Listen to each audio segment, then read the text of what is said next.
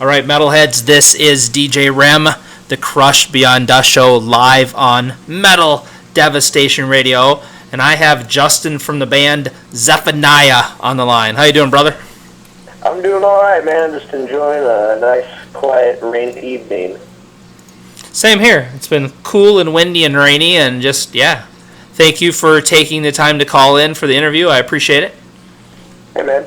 Anytime, man. Anytime we can work it out and make it happen. Yeah, I played a couple Zephaniah tracks earlier, and everybody was really digging it, so very cool. Awesome. What tracks did you guys play? I played, hold on, let me go back in my playlist. Alrighty. This was at the beginning. I played,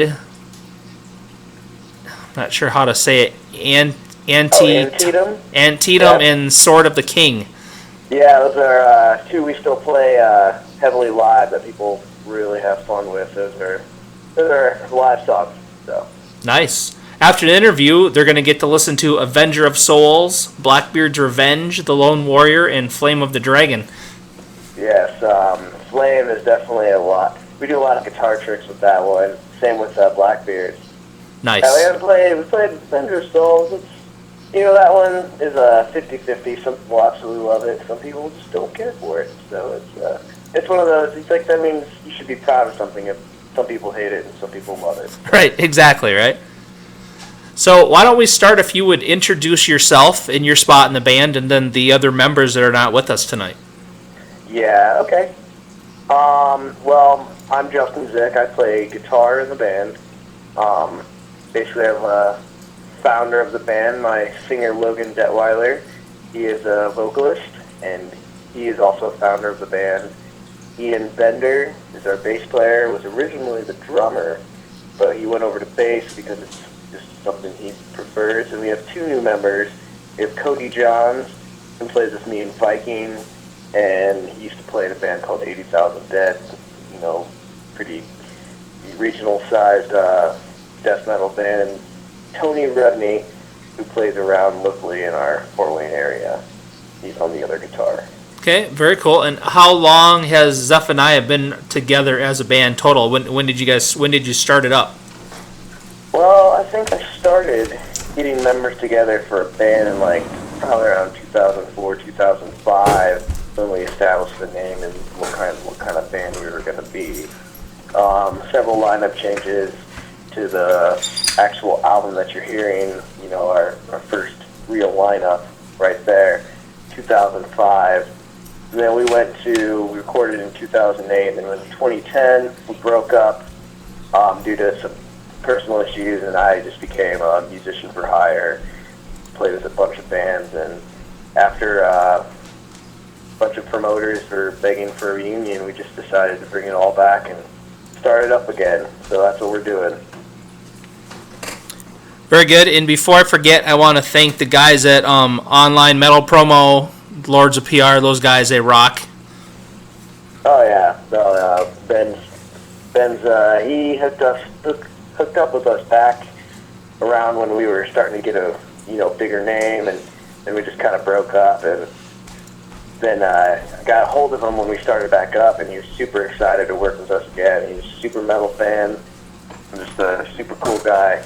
Get stuff done, Yeah, he's been so good to me. He just sends me one killer metal band after another. It's been amazing. Yeah. So props to them, and again, props to you guys for making some badass metal. Oh, anytime, man. I hope to keep and continue that. So what's going on with the band right now? What do you guys have lined up? You guys doing any live shows or anything right now? We're doing a bunch of small little tours to places that we had followings before. Next weekend we're headed down to Kansas City, hitting up Indy, then trekking to Kansas City to play a pretty big show down there, then heading back up and playing in Indy and Lafayette.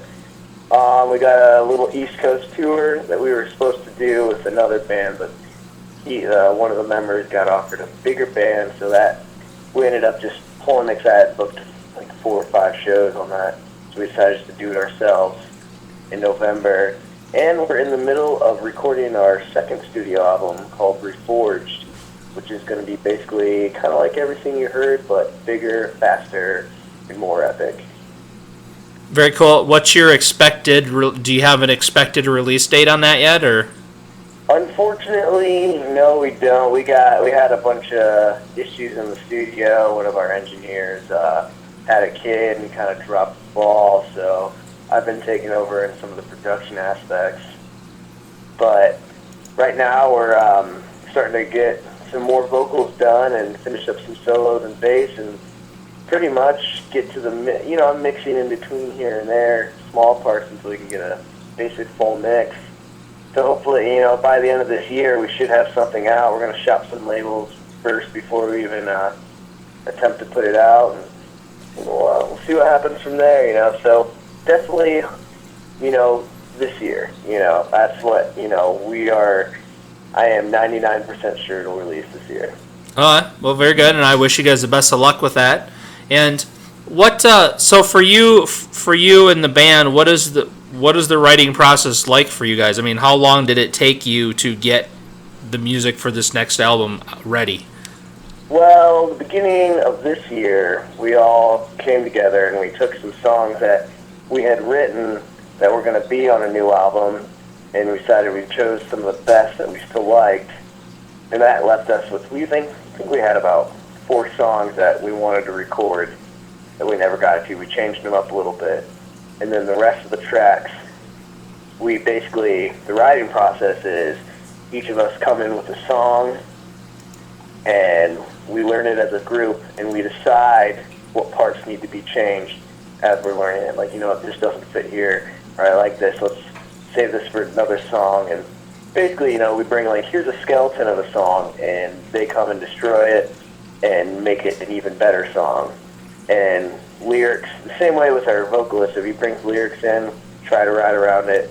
But if we had a song where kind of like this topic, and he's like, I feel this, he writes about it like that. So I think it's one of the more efficient ways to write in a band. If you're writing as a group together, you're spending hours a day trying to figure out how it's going to come together, and this way you get an idea, and if no one likes the idea, you sack it and you try again, Right. Well, sounds like you got your process down, so that's all that matters, right? Yeah, we try to be as efficient and as we try to make good songs. If we're not, proud of it, we're not going to put it on an album. We're not going to go, this could have been better. We're gonna, hey, let's change this part real quick. We're all open to critiques. No one has a huge ego. No one's going, well, we're very, very like, hey, Justin, your little shred sweep right there is probably just a little bit too much going on. You're like, you know what, you're right, and then I'll put something better there for him. And in the end, it'll sound a lot better and more fluid with the glory of the song. All right. Very cool. Very cool. So, how often are you guys practicing right now? When you're doing, if you're going around and doing some tours and stuff, do you practice in between, or what do you guys do with that? Yeah, we do. We do some rehearsals. Most of the time, since we have a drummer that's out of time, it's a lot of, hey, what songs are we going to tour with this time around? And we just have months in between.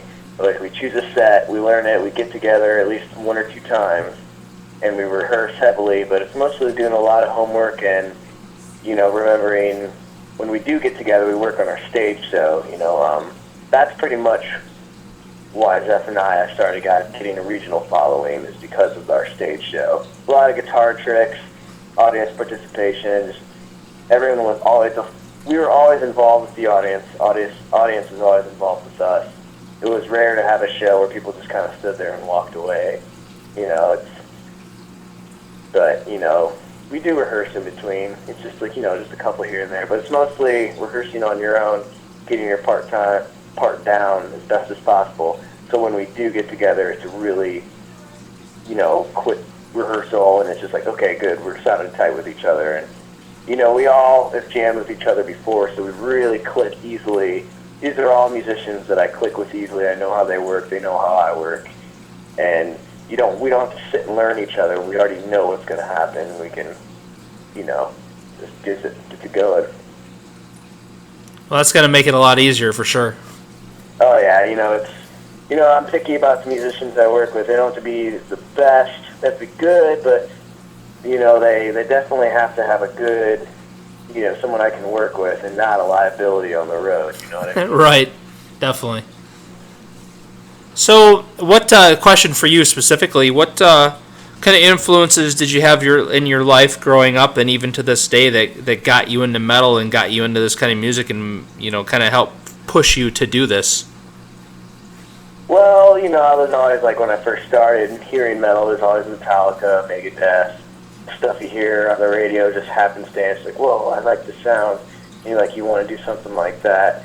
But what really got to me, I think I was like 14, 15 years old. My sister's boyfriend at the time, had all the CDs that are at my sister's room, and he's like, here, man, check these out. He gave me Iron Maiden's Power Slave, Manowar's Louder Than Hell, and I instantly fell in love with those bands. Like, this is the type of music I want to play. I want to make it fast, awesome, just like this and that. Those are my gateway bands into all sorts of metal, man. I collect it all.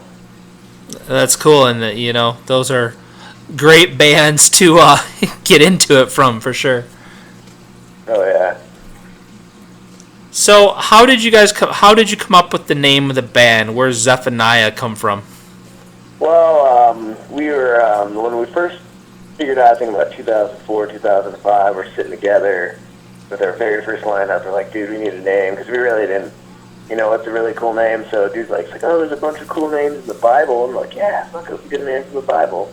So we go and we find when we choose like a bunch of cool names, we're crossing off like names and stuff we don't like, but ended up being Zephaniah, which ended up being a one of those books that no one likes to talk about. But it's the book is about the judgment of the Jews on when Babylon comes and like destroys them all. Like, here's your judgment, Right. You gotta look at it like that, and and some people are like, oh, are you religious then? Because your name is like, no, actually we're not at all. We just really like the name, and just pretty much like when you make up a name anyway, it's like, oh, that sounds totally metal, we weren't thinking, what's gonna feel like what sounds like us. We just kind of chose a name, and it ended up working out. We've got some. We like the name. It's got a weird kind of, twist. It's something you can't forget. Right, exactly. And like you said, it sounds metal. Yeah, it's not like we're like, oh, our name is Down in the Dirt. I forget names like that all the time. Right. That sounds like a name of a song more than anything. Yeah. Something like Radio Rock sound. I'm down in the dirt, yeah. Yep. So, where can people find out more about Zephaniah? What social networking, what websites and stuff are you guys using? Well, we're using just Facebook. We have our own website, which is zephaniahband.com. That's ZephaniahBand.com. That takes you straight to our Facebook page right now, because Ian's in the process of making our website, super cool and just fun to look at, not just like, here's the website with our stuff, yay. Right. And we're also on Twitter. You can find us Zephaniah Band. Basically, our posts go up there. You'll be updated on this particular interview, as well as, upcoming shows, upcoming merchandise that you can get. We do, one thing I really, I take from the KISS is I like to have a lot of merchandise, a lot of options, so we have, I did something new. We got pint and shot glasses. No, very cool. Don't do, because they're hard to travel with. You have to protect them all, but they ended up really cool. So if you like beer, man, buy a pint glass. Very good. So, if I grabbed your iPod or MP3 player, whatever, however you listen to music, what bands would I find you listening to right now? Let's see. You'd probably go into my giant CD collection or my giant vinyl collection, which I have a huge collector of music memorabilia. Like, I'm sitting in my basement right now. I have a Iron Maiden Somewhere in Time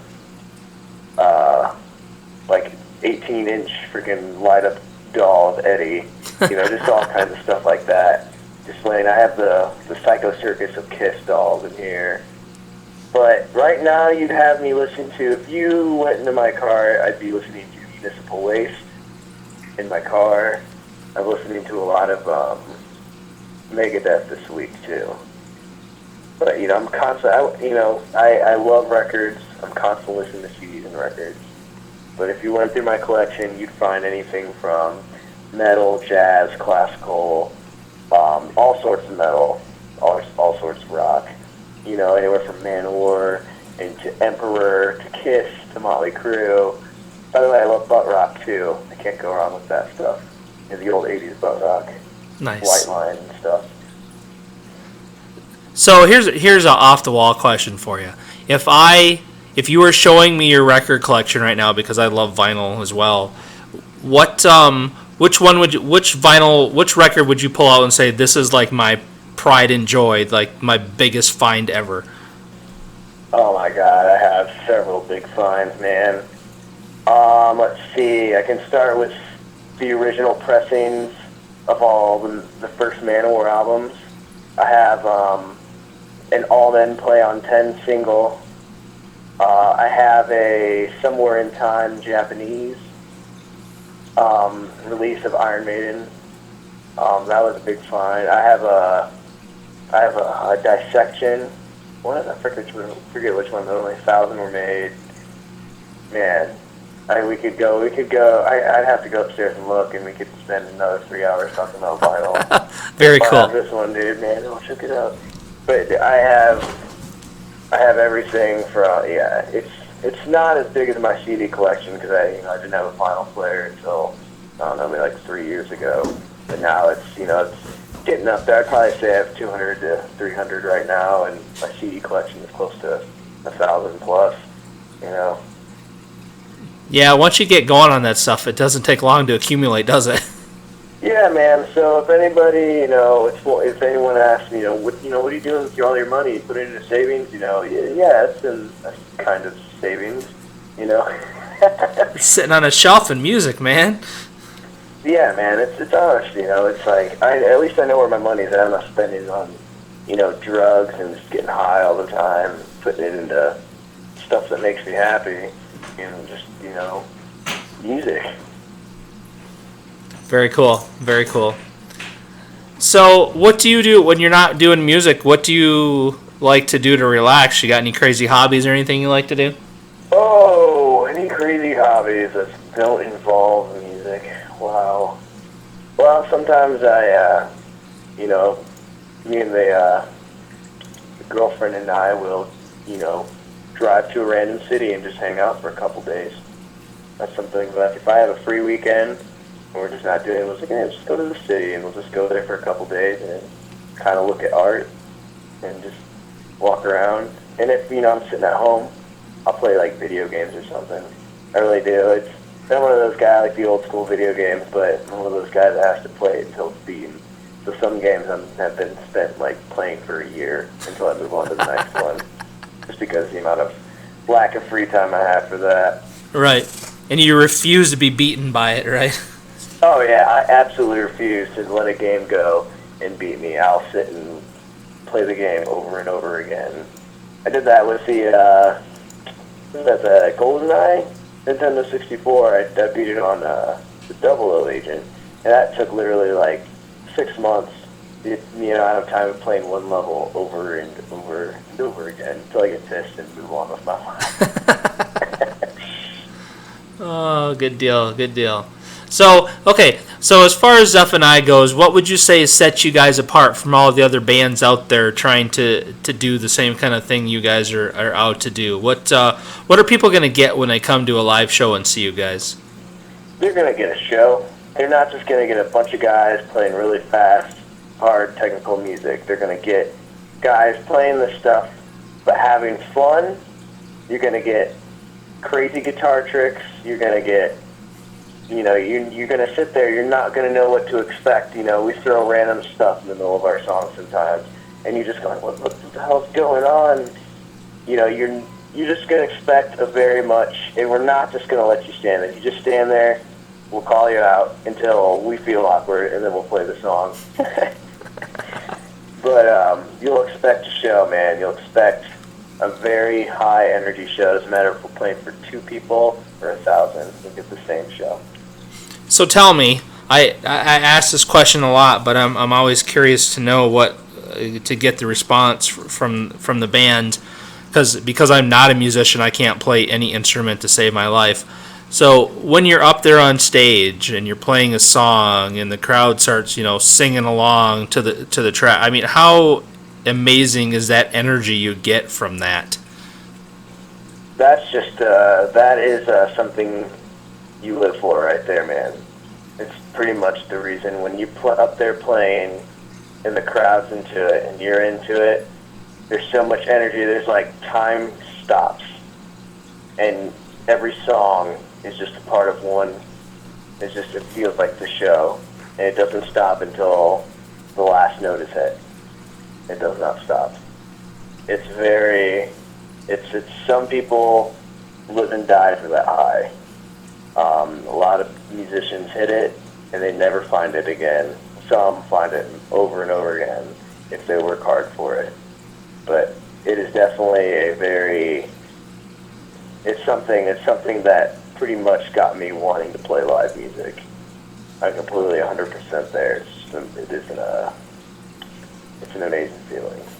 Nice. And and I like something you said about having to work for it, because just like anything else, if you don't work for it, you're not going to get it. I mean, some of these bands out there just expect to get something like that because, oh yeah, I'm playing, so the fans are going to love me. Well, it's not that simple, No, I've been playing music for you got to think we're in a day and age where DJs and MP3s are conquering the scene because they're cheaper. People can spend $300 on a DJ just to go to a track to a different track all evening and plug it in with some heavy bass through that to get people dancing and drinking.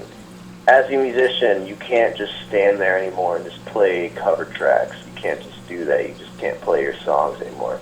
You have to make yourself better than the guy behind a table and a computer.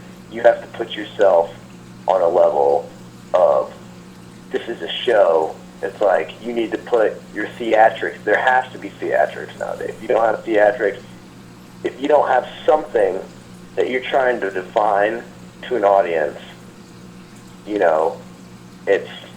I had this conversation today with someone. Like, if you do not have the show, what's the point of even having a band when they can just play the track? You know what I mean? Yep, right on. Oh, I know. I mean, as a music fan, if I go to a show in the band, and I prefer to go see, independent and unsigned bands and stuff, but still, the bands that are actually putting on a show and putting something into it compared to the band that just stands there and doesn't move on stage. I mean, it's hard to get into those guys. Right. It's like I'm talking about young bands too. It's like you're getting older and you can't move around a lot. You get over that. Like you see an old guy still nodding his head up and down to headbang. That guy is old as crap, but he's still banging his head. And that just gets you more excited for that right. band. You know what I mean? Yep. And speaking of bands and loving the art part of it as well as I do, with the cover art for the for Stories from the Book of Metal, who designed the artwork for you? Because it's killer. We had a guy, Guido, that we knew at the time. He was going to put something together, and he actually wasn't able to finish it completely like he had said, but the dragon on the front cover is pretty much the masterpiece on that. It's like, here's your center point masterpiece, dragon, and then like the rest of it, it's like, great, good job, way to go, but here's this awesome dragon, and he kind of killed it with the dragon, though. I'll give him that much, man. Yeah, it's awesome, and I appreciate, where I was going with that is I appreciate bands that actually, obviously not every band has an artist, but they go out and find an artist to help them with the cover. And if I see a band with the picture of themselves on the front, that's like an instant turn off for me. I want to see art. Oh yeah, it's when you pick up a physical copy of an album, CD, doesn't matter. If you have a beautiful picture of a piece of art on there, it gives you that added bonus than what you would get from an MP3. It's like, here's this beautiful art. You put the photographs in the middle. If you have a band on the front, sometimes it's like you run out of money, you can't do it. You always try and give them a chance with the music. But like you said, man, if you want a full 100% product, I agree.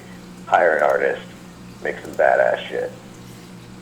Yeah, well, and I talk to a lot of bands that don't have very big budgets, but somehow they figure out a way to get that artwork, Oh yeah, man. I don't care if it's a pencil drawing, man. Put it on the freaking thing, dude.